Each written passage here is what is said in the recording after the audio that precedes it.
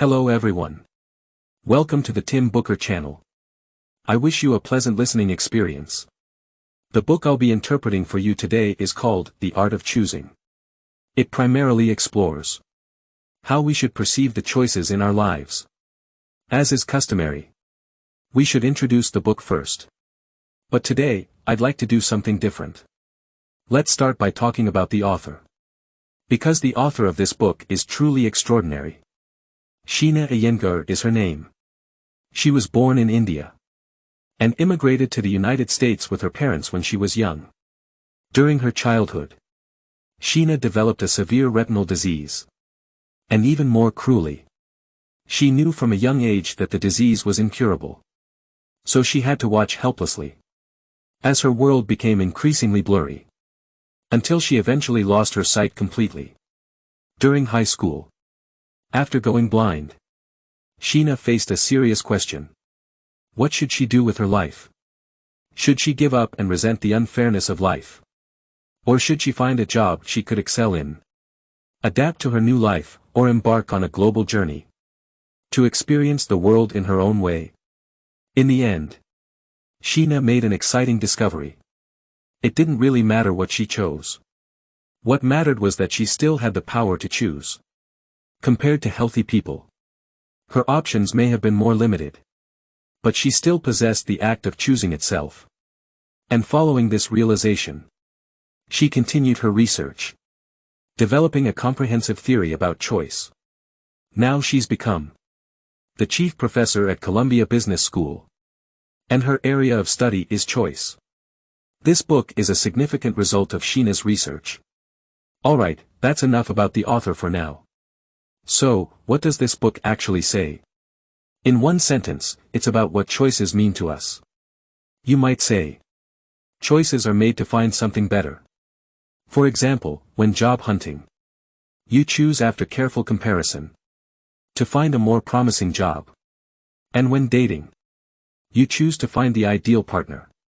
Even when ordering from a restaurant menu, you still have to choose, because you want to pick your favorite dish. In other words, we've always believed that choice is a rational action, made with a clear purpose in mind, to make our lives better and more comfortable. At first glance, this seems correct. But if you delve into the details, you'll find this statement isn't entirely reliable.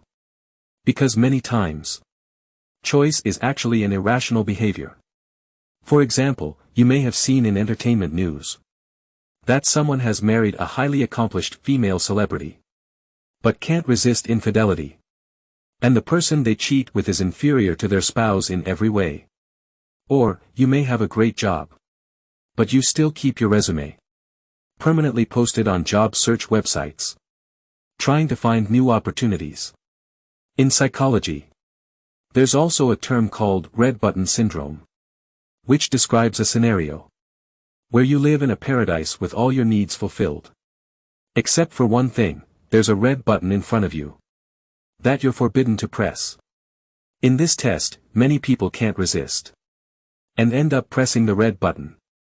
You see, these behaviors share a common theme. Once a choice is made, it's highly likely to be disadvantageous for you. But you can't resist it.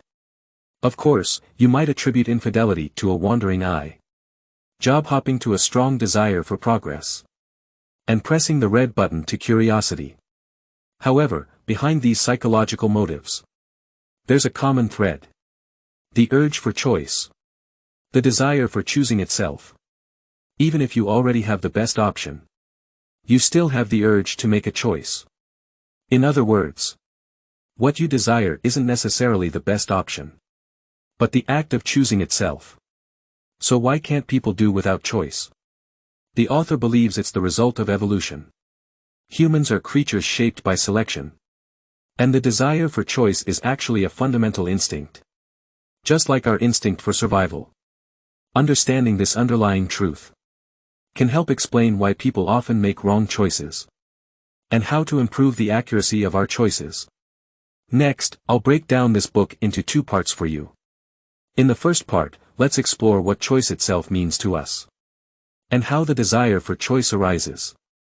In the second part, we'll delve into why people make wrong choices and how to navigate the challenges of choice. Let's start with part 1. Why are humans naturally inclined towards choice?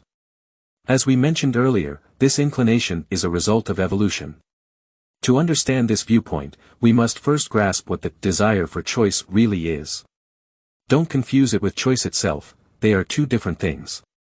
In his renowned work, Thinking, Fast and Slow, Daniel Kahneman divides the human brain into two parts, the rational brain and the emotional brain. The rational brain functions like a meticulous scientist, analyzing various data collected by the body to help you make the best decisions. For example, when you're considering buying a stock, it analyzes the stock's performance over the past year. This analysis relies on the rational brain. In contrast, the emotional brain operates quite differently. It doesn't engage in analysis, it rapidly responds to external stimuli. For instance, if you see a tiger charging at you, you won't stop to think, you'll instinctively run. That's the emotional brain issuing commands. The desire for choice is governed by the emotional brain. As long as options are presented to you, your desire to choose is triggered. As for which option to choose, that's the responsibility of the rational brain. In other words, the desire for choice is an irrational instinct, while the act of choosing itself involves rational thinking. So, what's the relationship between these two? You might think that rationality takes the lead, with impulsive situations being the exception. But the truth is quite the opposite. The rational brain plays second fiddle to the emotional brain. Its role is not to correct the emotional brain but to validate it. For instance, if you see a person and your emotions tell you that they're not a good person, your rational brain will start collecting evidence to validate your emotional judgment. For example, if that person speaks loudly, your rational brain might conclude that they're disregarding others' feelings, or if their gaze is shifty, your rational brain might say they seem untrustworthy. The relationship between the desire for choice and actual choice is similar. Once the emotional brain triggers your desire to choose, the rational brain will only assist in analyzing the options. It will never tell you that, at this moment, you might be better off staying as you are and not needing to consider any choices. Of course, we're not saying that the desire for choice is a problem in itself. We want to understand why it's so powerful. It's important to note that most human instincts have played significant roles in our evolutionary history. The greater the contribution to survival, the more powerful the instinct becomes. Choice is such a primal instinct for humans. To comprehend this perspective, we need to look at it from the context of human evolutionary history. The author posits that when humans were still primitive, we didn't have any significant physical advantages over other animals. We couldn't fly, and we didn't have sharp claws or fangs. So, how could humans compete with other animals for limited resources necessary for survival? This required humans to be more proactive in exploring their environment, to find resources before other animals did. The essence of this exploration is, in fact, choice. For instance, when faced with a fork in the road, should we take the familiar path or the uncharted one? When encountering unfamiliar food, should we pass it by or try it? Through continuous exploration, humans constantly faced choices. Over time, choice became an instinct. Since it's an instinct, it needs to be expressed, just like how we eat when hungry or sleep when tired. The desire for choice is a biological need. If you have this instinct, you have the impulse to choose. Please note that this doesn't mean only humans understand choices. Other animals also have a sense of choice. However, humans have the strongest desire for choice among all animals. We are inclined to make choices and, at the same time, are least tolerant of not having choices. At this point, we can open up a new perspective from the standpoint of the entire human population to understand the utility of choice. You'll realize that choice is, in fact, a trial-and-error mechanism bestowed by nature upon human communities. When an individual makes a choice, there's a certain risk involved. For example, if you mistake something toxic for food and ingest it, it could be fatal. So, for individuals, choice has its pros and cons. But for a community, it's almost entirely beneficial. If an individual makes the right choice, the entire community can follow suit. But if the choice is wrong, that individual bears the consequences, and others can learn from the mistake. In other words, for individual humans, choice is a necessary survival instinct, but for human communities, it's an effective trial-and-error mechanism. Now, you might wonder if we can train ourselves to control this instinct, just like we control our urge to eat through dieting. The author believes that this question doesn't have a straightforward answer. Even if you can control it, he doesn't recommend doing so. That's because the desire for choice not only shapes our minds but also our bodies. From a biological perspective, the part of the brain responsible for making decisions, the prefrontal cortex, is highly developed in humans and occupies the largest proportion in the brain. This is generally a good thing because it enables us to make better decisions. However, the issue lies in the fact that this region has a powerful temperament. It is also highly sensitive. Aside from its role in decision analysis, the prefrontal cortex also has a crucial function, perceiving the right to choose. Once it senses a loss of that right, it immediately triggers a series of negative physiological reactions. Certainly, here's the translation. This book presents an experiment where researchers placed a piano in front of a baby, a playable piano. When the baby plucked a piano string, there was a machine nearby that would play music. Each piano string corresponded to a specific piece of music. If you wanted to hear a particular piece, you would pluck the corresponding string, and that piece would play. The baby found great joy in this activity. Later, the staff disrupted the order, meaning the music played remained the same, but the playback was random. This meant that when the baby plucked the same string, the music played would be different each time. At this point, the baby became agitated, angry, and even started crying. The author believes that babies not only want to hear music but also desire the power to choose their music. These emotional changes occur because the prefrontal cortex of the brain perceives the loss of choice and triggers a series of physiological reactions. This phenomenon isn't limited to babies, it applies to adults as well. A professor at the University of London named Michael Marmot conducted a 10-year-long study starting in 1967, tracking the health of 10,000 British individuals, including both regular employees and corporate managers. While one might expect top executives to experience more significant stress and severe health problems, the study found that the most severe health problems were actually prevalent among middle managers and second-in-command individuals. The author suggests that this is because top executives, despite having greater stress, possess more significant power. In other words, they always feel a greater sense of choice. When you sense choice, your brain releases positive signals that help alleviate some stress. However, for second-in-command individuals with relatively less power and a lesser sense of choice, their health tends to be worse. Please note that this doesn't mean you must make choices to reduce stress, it's about feeling the sense of choice. When you feel this sense, your desire for choice is satisfied, and your brain releases positive signals to relieve stress. Before concluding this part, it's essential to note that choice isn't just a psychological mechanism, it's also a physiological one. Once choice is lost, it affects not only your psychology but also your body. This is why businesses often provide ample options to customers. For example, when it's time to upgrade your phone, you may see two buttons pop up, Upgrade Now and Upgrade Manually. In reality, no matter which one you choose, you'll still have to upgrade. But by presenting options, your desire for choice is satisfied. In such cases, individuals might not mind the forced upgrade as much. In other words, what's satisfied isn't a personalized need but a common desire for choice. So, to sum up this first part, why do people prefer choice? It's because the desire for choice is one of the fundamental tools for human survival. The perception of choice is a fundamental aspect of positive human development, and after millions of years of evolution, choice has shaped human bodies, becoming a deep-seated physiological instinct. It's an instinct that needs to be expressed, meaning you don't just favor choice, you must choose, and sometimes, you can't avoid making choices. Please note that the desire for choice only drives you to make choices, it doesn't analyze the options. The analysis of options is the work of the rational brain we discussed earlier. In other words, we can't block the desire for choice, this powerful physiological instinct. Now, the question arises, if we must make choices, how can we improve the accuracy of our choices? This leads us to the second part of the content, where we'll discuss why we make mistakes when faced with choices. What are the factors that affect our ability to evaluate options correctly? In this book, the author identifies various cognitive biases that influence decision-making. From those, I've selected two of the most common biases to discuss. The first one is called framing bias.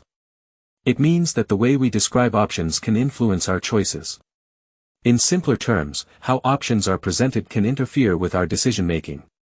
For instance, imagine there's a virus outbreak in a place, and now you have two treatment options to choose from. If you choose option A, there's a 30% chance of everyone being saved, while 70% will not survive. On the other hand, if you choose option B, there's a 1/3 chance of everyone surviving, but there's a 2/3 chance of everyone dying. In this scenario, most people would opt for option A because it seems safer with a 30% chance of saving someone.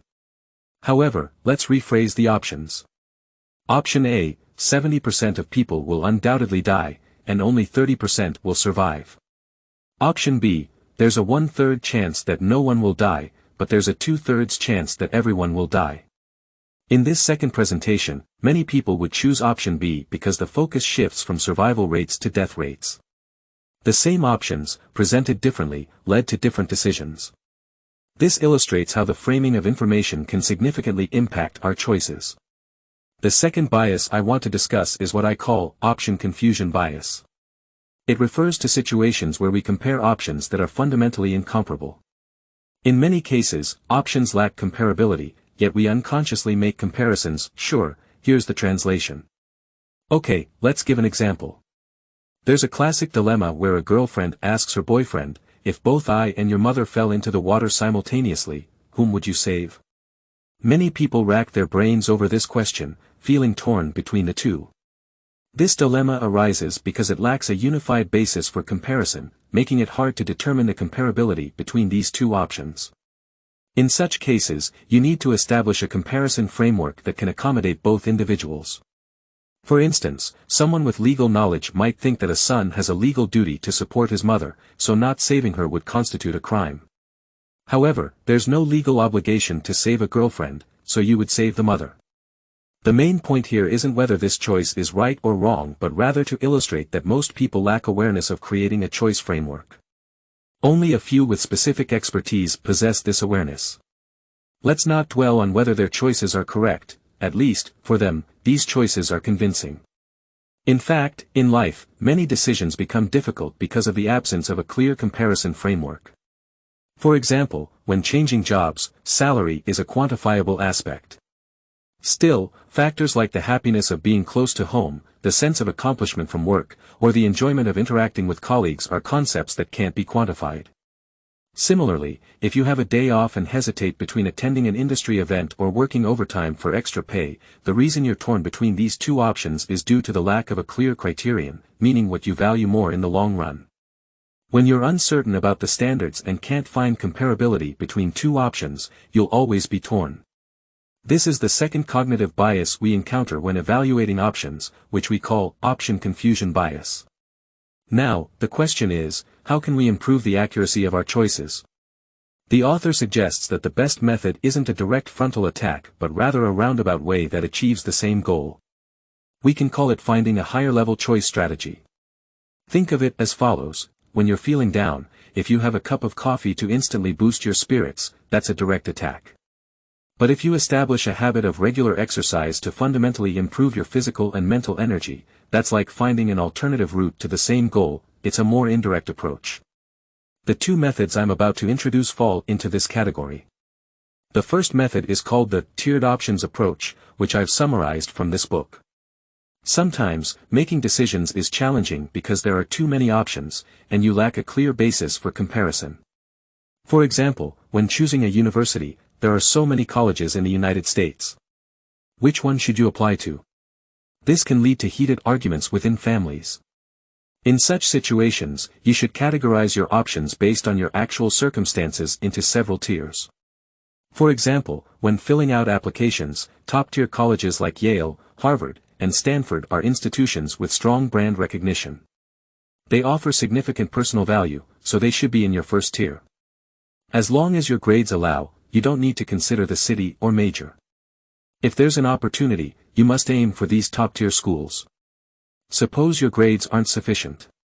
In that case, you can establish a second tier, considering other universities. At this stage, your criteria shift. You need to prioritize factors like the city where the university is located because you'll spend 4 years living there. Rapidly developing large cities broaden your horizons and offer more job opportunities after graduation. However, you must also factor in the risk, meaning what if you're not admitted to any of the top-tier schools? Here, you create a third-tier safety option.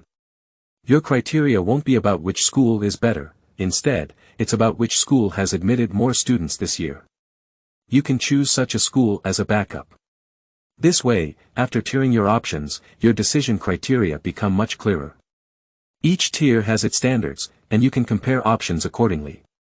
Similar methods are already quite common in daily life. For example, early malls were divided by product type, clothing in one area, electronics in another. However, modern shopping complexes are designed based on consumer demographics, such as having a children's section on the second floor, where all items related to children, like clothing, toys, and furniture, are grouped together. This is effectively tiering your options. Besides the methods from the book, it's essential to look beyond and consider the author's life experiences. His life itself is an incredible teaching material. The author's approach to choices is what I'll introduce as the second method, actively creating options. We previously mentioned that the author, Hisham, lost his sight in high school. Compared to healthy individuals, he had far fewer options. For someone who didn't even complete high school and then went blind, finishing writing an entire book through dictation and braille isn't a readily available choice. Still, Hisham didn't let available options limit him. Instead, he viewed choices from a broader perspective and actively created options for himself. This may sound like motivational talk, but when you genuinely expand your perspective and consider choices from a larger viewpoint, you'll find this way of thinking highly practical. For instance, consider this joke: you have two options. In the first option, you can immediately take $5 million. In the second option, you have a 10% chance of winning $500 million, but a 90% chance of getting nothing. Now, which one would you choose? If you just look at these two options, they both have drawbacks. However, smart people actively create a third option, which is to choose the second option, the one with a 10% chance of winning $500 million. Then, they can sell this opportunity at a high price because the 10% chance of winning $500 million is attractive enough for someone to buy. This is an example of actively creating options.